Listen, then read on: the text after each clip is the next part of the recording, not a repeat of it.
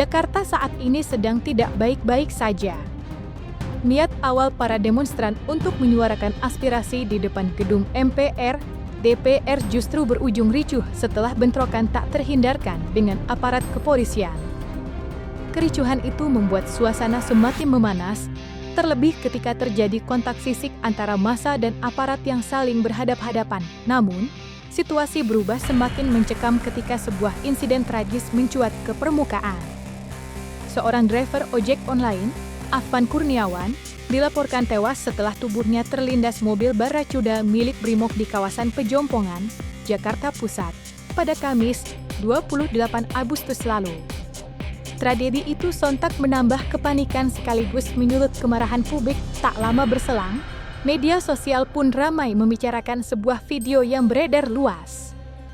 Dalam rekaman itu, terlihat momen dari dalam kendaraan taktis Brimob yang diduga terlibat dalam insiden tersebut.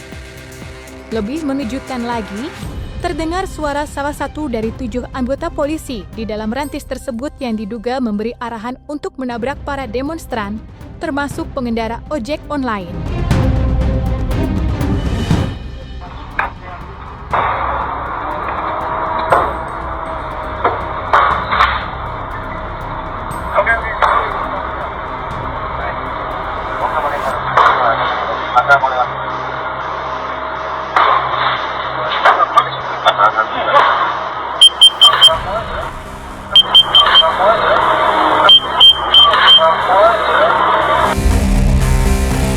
Namun, tak lama setelah video itu mencuat dan memicu kegaduhan di publik, Divisi Propam Polda Metro Jaya bergerak cepat.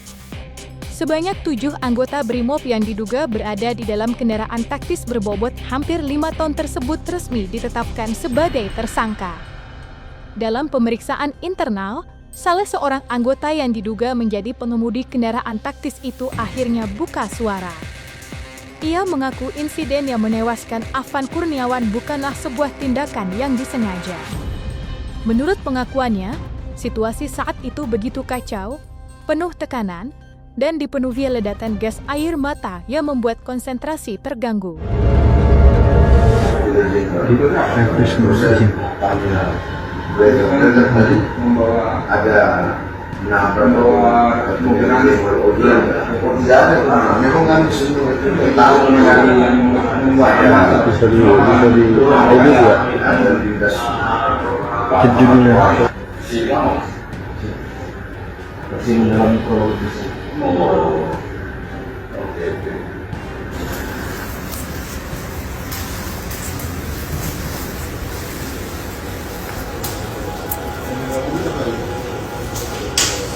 Direkturnya Ketua Aida Royani.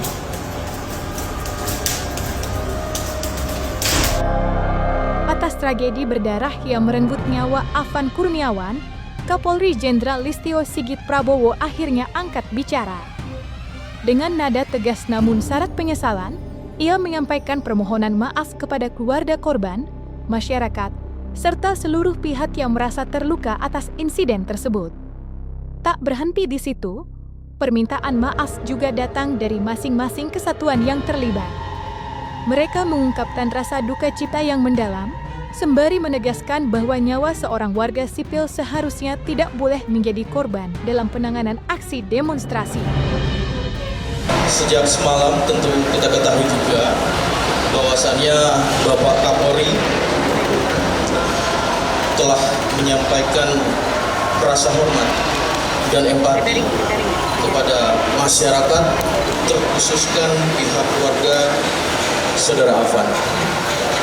Dalam hal ini telah bertemu dengan ayahanda, kemudian juga memberikan komitmen untuk menindaklanjuti peristiwa yang terjadi terhadap Saudara Afan dengan memerintahkan Kadif Propam Polri untuk dilakukan tindakan-tindakan dengan segera dalam rangka memberikan akuntabilitas dan transparansi Polri, berkomitmen memberikan perlindungan terhadap korban dan keluarga korban. Proses ini telah berjalan, termasuk melakukan evaluasi, sehingga ini dapat menjadi pembelajaran khusus bagi Polri sesuai dengan amanah Undang-Undang Nomor 2 Tahun 2002 tentang Polri, Polri selaku institusi pelindung masyarakat dan institusi pemelihara keamanan dan ketertiban masyarakat.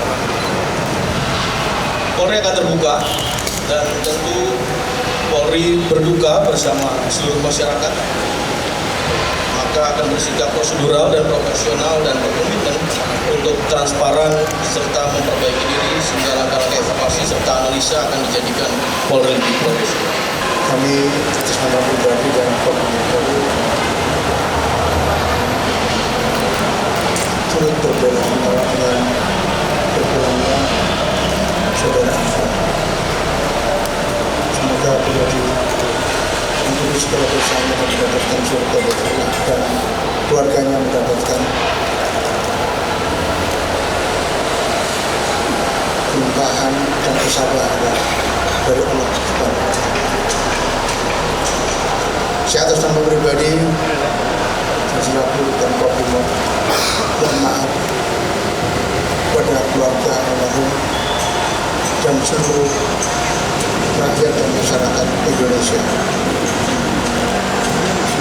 Untuk semua proses tentang anggota kami serahkan kepada Diploma.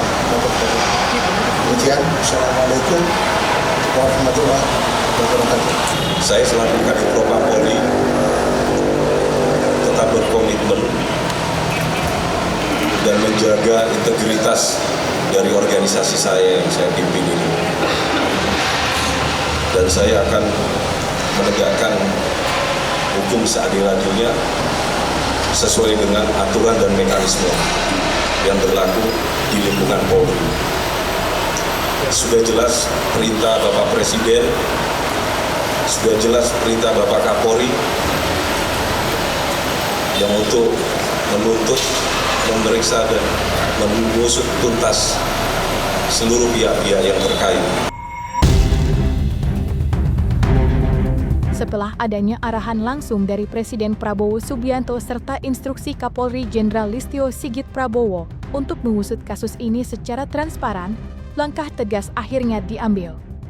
7 personel polisi yang berada di dalam kendaraan taktis dan diduga melindas pengemudi ojek online, Afan Kurniawan, kini resmi ditahan. Mereka ditempatkan di penempatan khusus, Patsus, dan tengah menjalani pemeriksaan intensif oleh Divisi Profesi dan Pengamanan, Propam, Polri.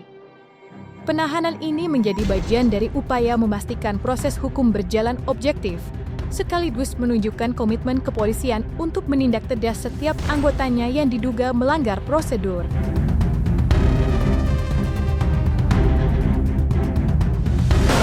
Jadi setiap penanganan perkara ini kita selalu melakukan gelar awal untuk menentukan konstruksinya dan arah pemeriksaannya.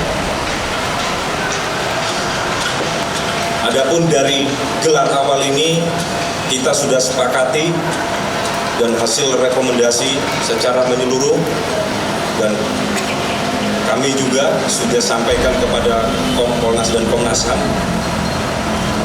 bahwa terhadap 7 orang terduga pelanggar kami tetapkan, dipastikan bahwa terduga pelanggar telah terbukti melanggar kode etik profesi kepolisian. Jadi 7 orang terduga pelanggar ini telah terbukti melanggar kode etik profesi kepolisian. Oleh karena itu, kami menyikapi rekomendasi berikutnya, yaitu mulai hari ini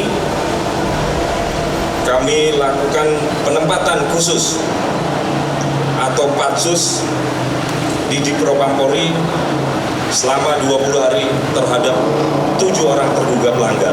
Apabila 20 hari ini dirasakan kurang, ini masih bisa kita lakukan kembali untuk penempatan khusus.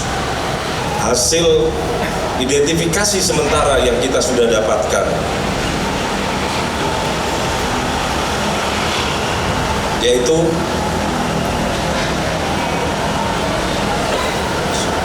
ditemukan 2 orang yang duduk di depan termasuk pengemudi kendaraan tersebut.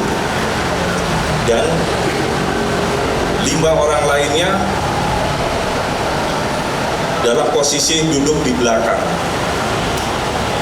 Adapun pengemudi yang mengemudi kendaraan tersebut yaitu Bribka R, sedangkan yang duduk di sebelah pengemudi yaitu Kompol C. Sedangkan yang duduk di belakang adalah 5 orang, yaitu Aibda R, Bribtu D, Bribda M, Baraka J, dan Baraka Y.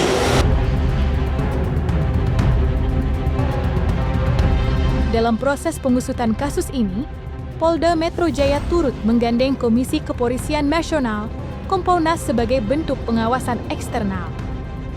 Komisioner Kompolnas, Hoirul Anam, menegaskan bahwa Polri harus menjatuhkan sanksi tegas kepada 7 anggota BRIMOB yang diduga terlibat dalam insiden tragis tersebut. Anam memastikan, Kompolnas akan berperan aktif dalam setiap tahap penyelesaian perkara ini.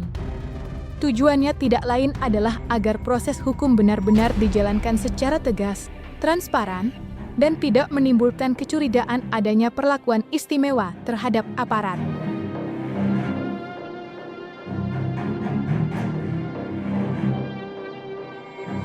Jika ada keterangan dari masyarakat, ya, baik yang melihat langsung maupun ya yang memiliki rekaman ataupun yang juga memiliki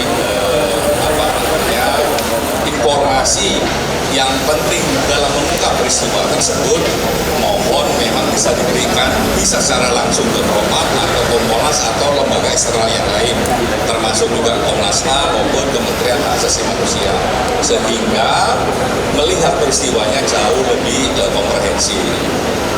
Nah, itu dalam konteks peristiwa. Dalam konteks proses, saya tegaskan kembali karena memang kemarin tadi pagi kami bertemu langsung dengan pihak keluarga, ya, dengan ayahnya, dengan ibunya, terus dengan lingkungan sekitar. Itu memang ada permintaan soal keadilan dan proses yang transparan dan cepat. Nah, makanya kami pastikan proses itu bisa cepat dan bisa transparan. Oleh karenanya ketika tadi kami dengar ada proses pemeriksaan di sini, ya kami datang ke sini untuk memastikan betul tidak ada pemeriksaan. Ternyata memang betul ada pemeriksaan. Ya, terus siapa saja dengan daftar kemarin yang kami juga dapatkan betul tidak? Ke-7 orang itu sesuai dengan daftar betul, sesuai dengan daftar yang kemarin kami daftar.